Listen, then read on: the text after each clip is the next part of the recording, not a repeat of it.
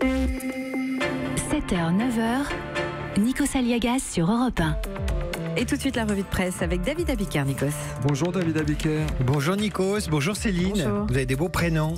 Dans vos journaux, ce matin, il y a des prénoms justement, ceux qui font l'actualité aujourd'hui et peut-être celle de demain, avec la parution annoncée dans le Parisien aujourd'hui en France de l'officiel des prénoms. Alors. Adam, Alice, Léo, Jade, lequel va s'imposer dans les maternités? Je vous le dirai dans 4 minutes, car d'autres prénoms font l'actualité d'aujourd'hui. Par exemple, Aude. Aude comme l'Aude, qui pense ses plaies, titre le Midi Libre. L'Aude après l'apocalypse, en une de la Dépêche du Midi. Mais l'Aude s'efface peu à peu des unes des journaux pour céder la place aux prénoms des ministres du gouvernement remanié. Christophe Castaner, Franck Rister ou Jacqueline Gouraud. Macron change l'équipage et maintient le cap, constate la Nouvelle République, tandis que le Canard enchaîné livre son verdict avec un remaniement qualifié de Jupiterne. Jeu de mots.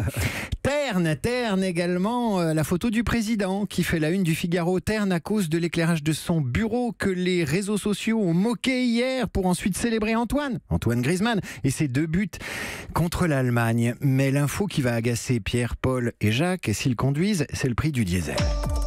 Le prix du carburant, il en est question jusqu'en une de Monaco Matin. Tiens. Le prix du diesel dépasse celui de l'essence, titre le quotidien Monégasque. Et oui, à Monaco aussi, les actifs, souvent non monégasques, des Français, ont des soucis de pouvoir d'achat. Le prix du diesel, jusqu'où va-t-il augmenter, se demande ce matin le Parisien aujourd'hui en France, qui rappelle qu'en 1974, un certain René Dumont, candidat écolo à l'élection présidentielle, prédisait qu'un jour, le litre d'essence atteindrait les 5 francs.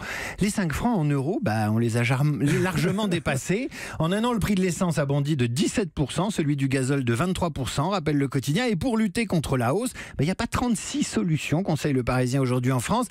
Vous allez faire le plein dans des hypermarchés, ou vous téléchargez une appli pour trouver la station la moins chère, carbu.com ou zagaz.com, ou encore vous roulez moins ou pas du tout. Et les Échos nous expliquent ce matin que ça va durer. Depuis 3 semaines, le baril est installé au-dessus des $80 et ça ne baissera pas en raison des faibles capacités de production et parce que l'automobile reste un des modes de transport favoris des Français et cette hausse impactera aussi les billets d'avion.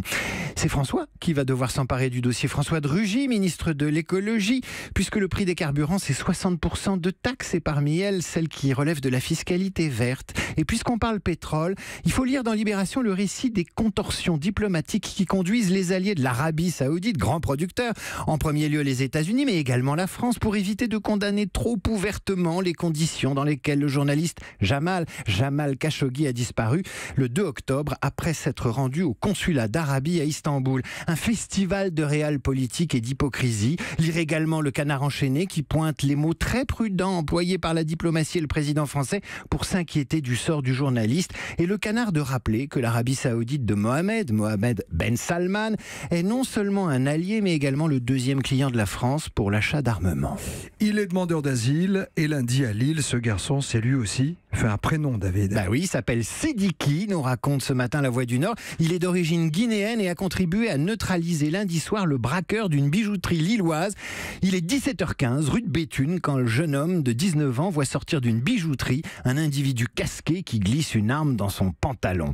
Avec un autre passant, il décide de le prendre en filature et au moment opportun, Sidiki déstabilise le voleur d'un tacle dans les jambes, l'immobilise avec son compagnon et va jusqu'à lui éviter le lynchage, expliquant qu'il faut attendre la police. Sidiki aurait très bien pu ne jamais passer devant cette bijouterie s'il avait pris le métro, explique-t-il à La Voix du Nord.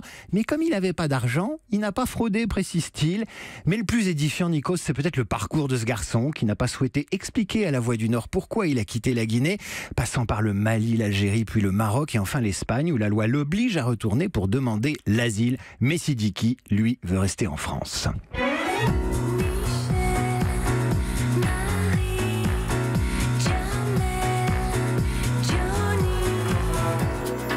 C'est un peu le guide Michelin des jeunes parents. L'officiel des prénoms les plus donnés dans les mois qui viennent sortira demain, nous annonce le Parisien aujourd'hui en France.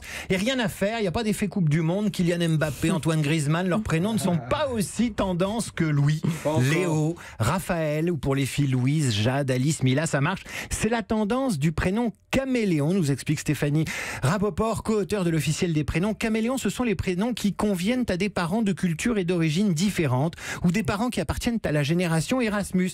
On aura aussi des bébés aux prénoms bibliques comme Noé, Naël, Éden, Adam, ça marche toujours. Ou encore des prénoms qui se comprennent en plusieurs langues comme Lina qui marche en arabe, en français, en chinois et en grec. Mais les deux numéros 1, ce sont Emma pour les filles et pour les garçons, c'est le sublime, le merveilleux Gabriel. Gabriel qui est aussi un prénom caméléon puisqu'il marche aussi pour les filles. Gabriel, tu brûles mon esprit, ton amour étrange de ma vie.